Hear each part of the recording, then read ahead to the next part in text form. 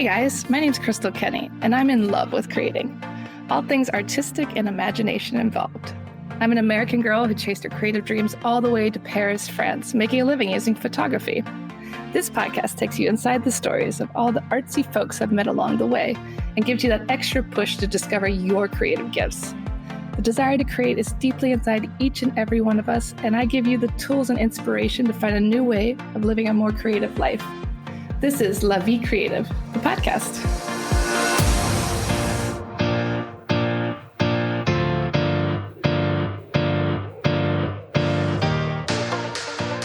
Have you ever wondered how you can reach more people through storytelling? Well, today I talked to Pola Henderson, and we chat all about what it's like to tell your story and how to connect with your followers. So welcome to the show, Pola. Welcome. Thanks for having me. So you are a Polish-American writer based in Paris since 2016. What originally brought you to Paris? Oh, inspiration. But when I say this, people just look at me weird, you know? Like, why did you pack your life into 2 bags and moved 4,000 miles away because you're inspired in Paris? Back when I moved, and actually this month is going to be 10 years next week. Congratulations.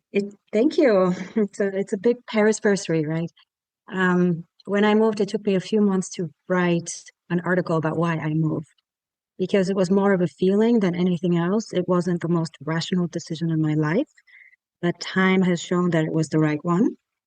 I think there was a combination of looking for a challenge, looking for a new direction in life, finishing what I started, which is learning French, and that inspiration. Yes, it's a great city for creatives. Definitely, especially for writers. Yeah, exactly. So talk a little bit about your business, Jetting Around. It's a multi-channel platform. You share stories about travel and living between cultures. Tell us more. Yeah. Jetting Around was originally a travel blog. Before Instagram became a thing, and I had it for 10 years. And during that time, things started to happen. I started getting invited to events, I started getting opportunities to monetize, to run it more like a business. So what happened within a few years of doing Jetting Around, so writing about travel, going on press trips, and also having a community, because that was always the number one thing for me, to have a community of travelers that would come together, sort of united by Jetting Around. So I had meetups.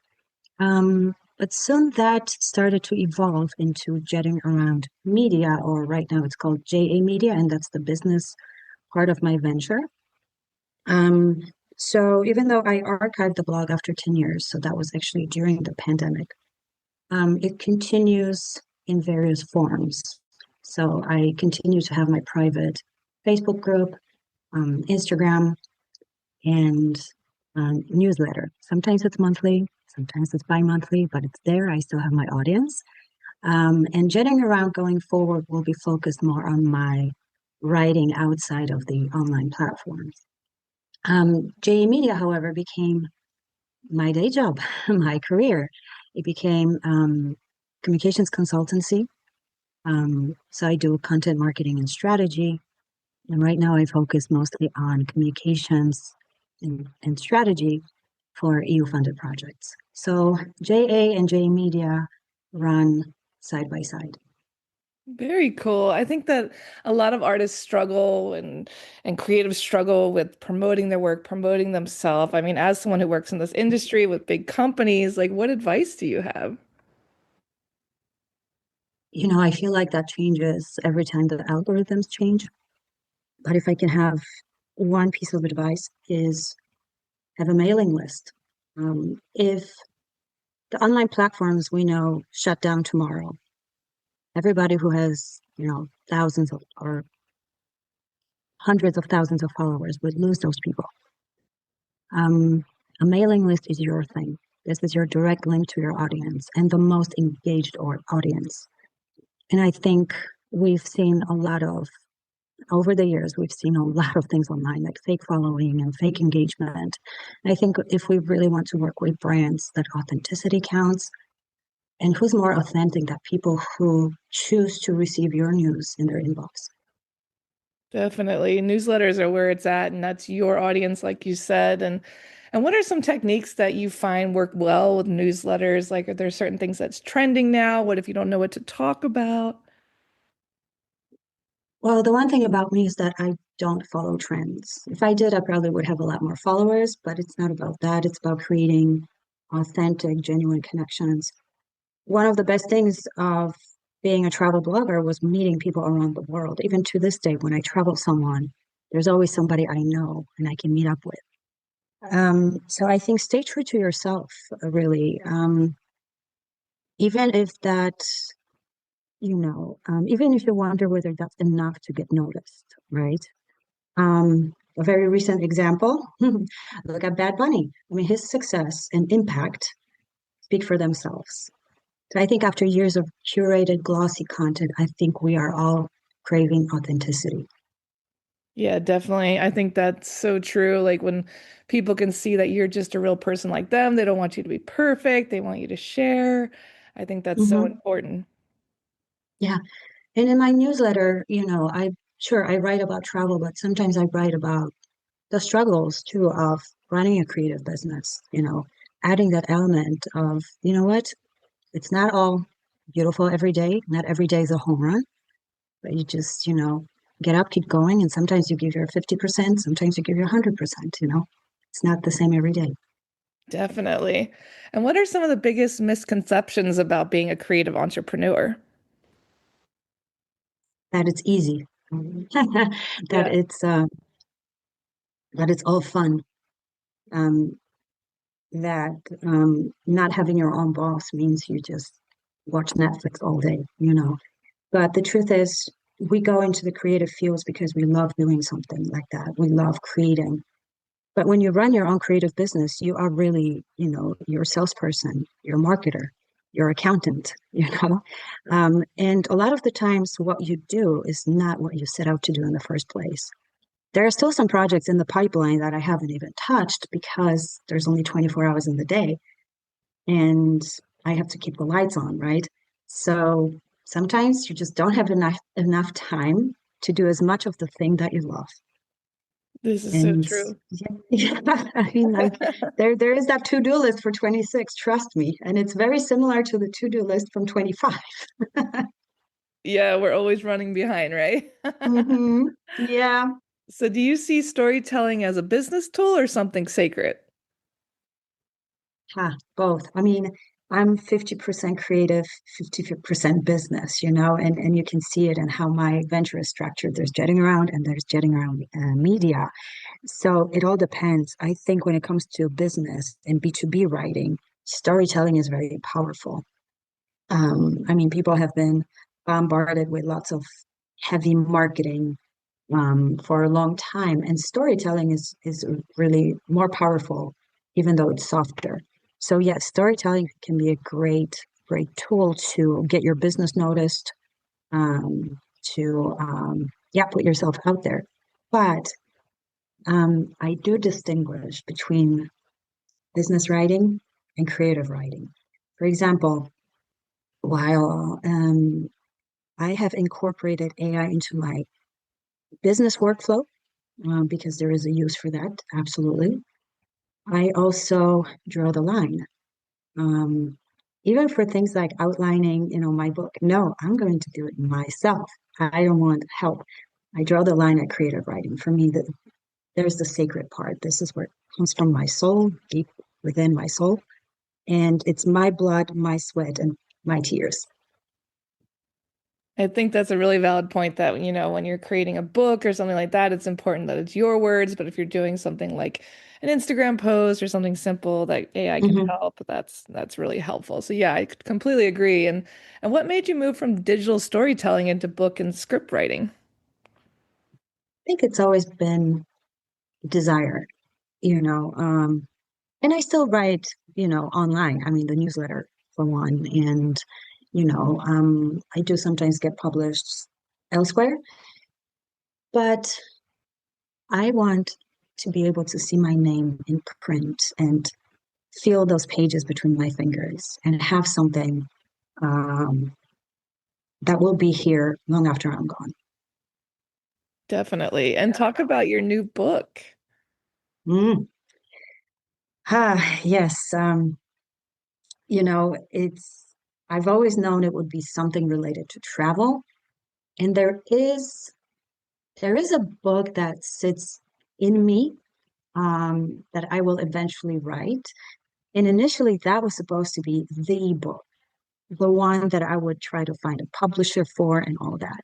In the meantime, I decided to, exercise my writing muscles by not just doing articles, but doing ebooks. This whole idea um, came to me during one event that I attended. It's a book on wine tourism. And it's actually a collaboration with a friend of mine, another Chicagoan here in Paris. And the idea was to make it very interactive, more like a guide for people. But the more I think about it, the more I would like to see it in various formats. Hopefully, one will be print. I'm getting ready to do some more research. I'm going on a trip to meet with winemakers, visit vineyards, things like that. It's a very interesting project. Even though it's my writing partner who's certified, a certified wine specialist. I'm the traveler, I'm the writer, so we're putting together our strengths. And we actually have two of these books in the works, focusing on two different countries, but step by step. That's very Yeah, exciting. And where will it people be is. It able is. to find them? On Amazon and when? This is $1 million question. We are still in the early stages because we are focusing on two countries. So we don't want to overwhelm ourselves. Um, and my writing partner, she's more focused on one of the countries. I'm more focused on the other one. And I think eventually this will all come together. But I don't want to say any, um, you know, I don't want to commit to any concrete dates. It may take time because this kind of project requires a lot of travel, and that requires money, funds. So we'll see. It may take some time. It may change. We may have to change the scope. I don't know yet, but I'm enjoying the creative process, meeting people, figuring out how to package all the information, who the audience is exactly, how they would like to receive this information. And that's the beautiful thing. That's why I stay away from AI when it comes to creative writing, because I enjoy the process. It's my favorite torture. Your favorite torture. I like that, the process. Well, it sounds like a super fun book to write, books, plural. And do you Oh yeah. believe that creativity is something you cultivate or something you uncover when it comes to creativity? Uh, you are asking difficult questions. Um, I think I've always felt it. And I also come from a family of creatives, even though we have engineers in the family, but they're also creative. And the way I was brought up, both me and my brother, we were always encouraged to be creative.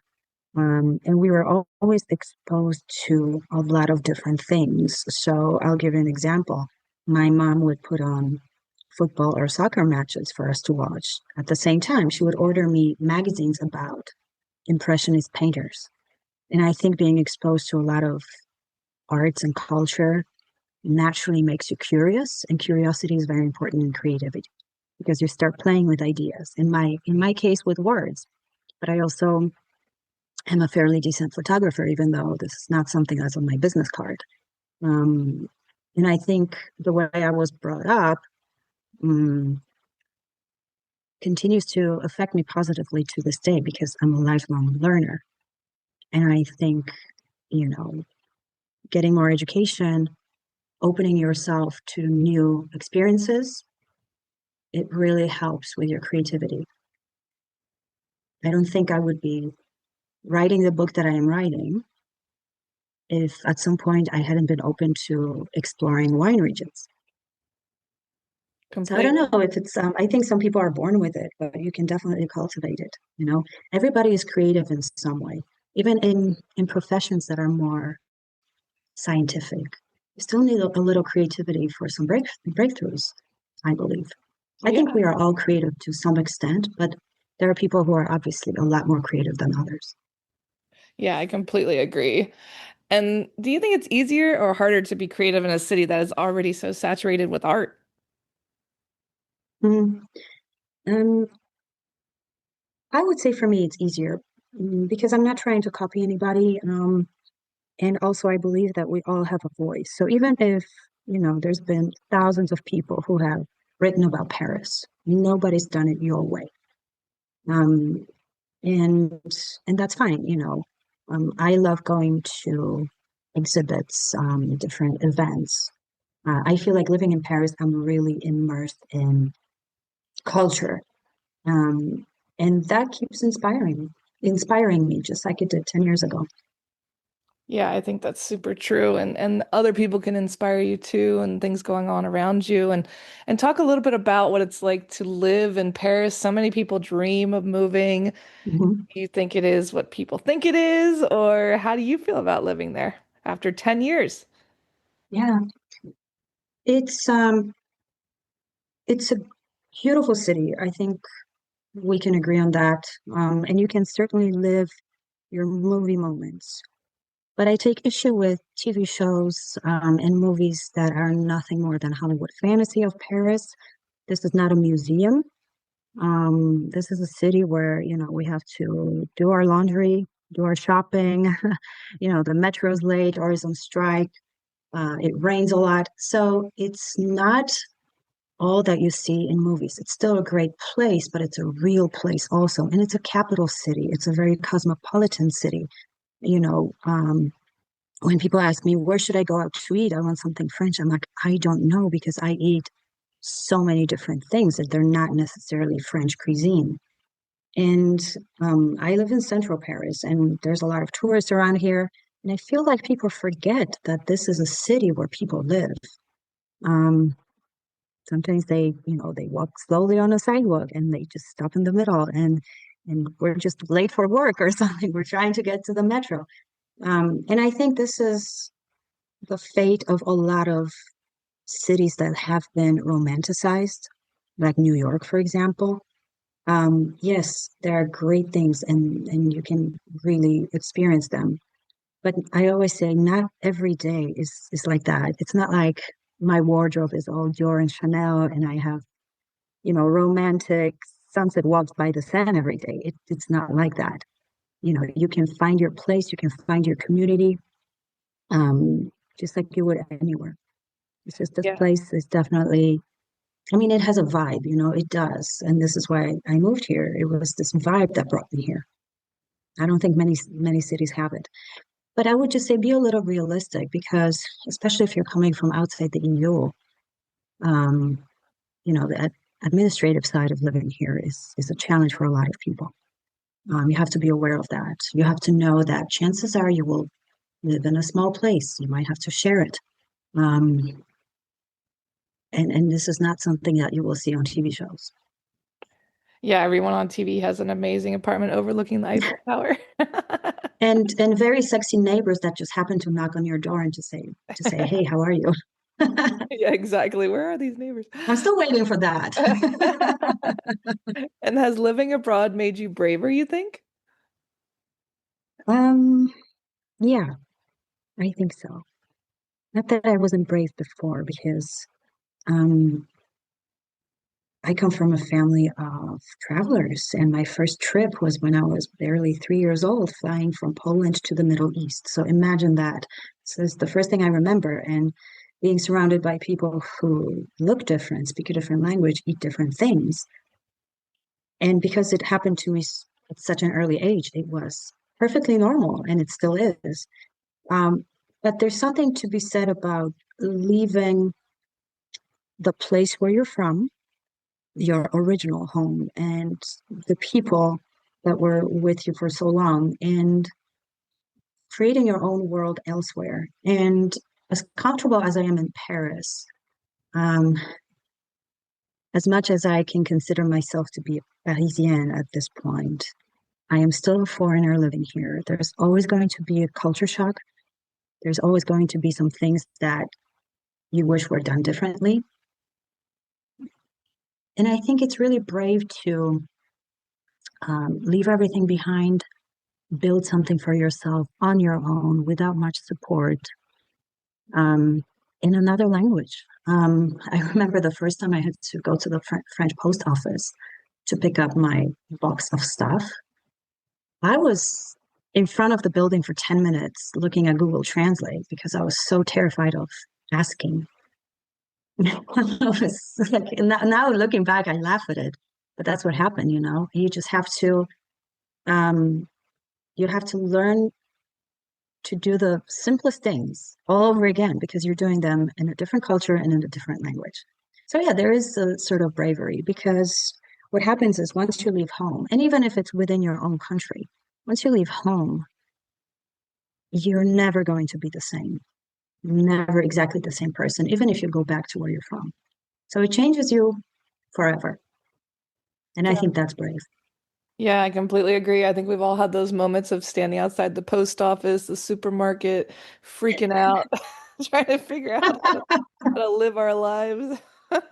But you know, the moment you can get things done at the French post office, you know you're unstoppable. Exactly. Or even the bakery. Those ladies are mean. Oh yeah. We can make them smile, So you just know? one comment for visitors coming to Paris. Bakeries are very fast paced. Um, so don't be intimidated. You know, we know what we want to order, but if you've never been to one, you're going to spend some time, but just step aside, let people order, then get in line. I see this all the time in my neighborhood, and I feel so bad for these visitors because there's like, you know, 20 million things to choose from, and you have to do it in the foreign language. Yeah, and you don't know how to say half of them as a foreigner. Goodness, yes, but you know what? It's worth the struggle, trust me. Definitely. Well, I think that is a fun note to end on. And where can people connect with you and learn more about your work?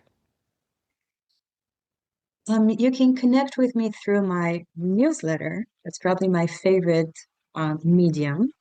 There's Instagram and there's my private Facebook group. So I don't post all the time, but when I do, it's something I really care about sharing. Like I said before, for me, it's all about genuine connections and not numbers. And I think this is a good time to connect with me because I have some exciting projects coming up, including a museum exhibit in Poland about my ancestor who was a global citizen. Um, there's the wine tourism project. I'm also finishing my first screenplay. Um, so yeah, if you wish to connect with me, Instagram is also a good place. Yeah. Fantastic. Well, thank you so much for sharing with us today, and I can't wait to see what you'll do next. Thanks so much. Thanks so much for tuning in to La Vie Creative. You can find more information on MissParisPhoto.com. And if you enjoyed this show, please feel free to share and spread the word for all my creative guests. We have the power to help them to keep doing what they love. See you next time.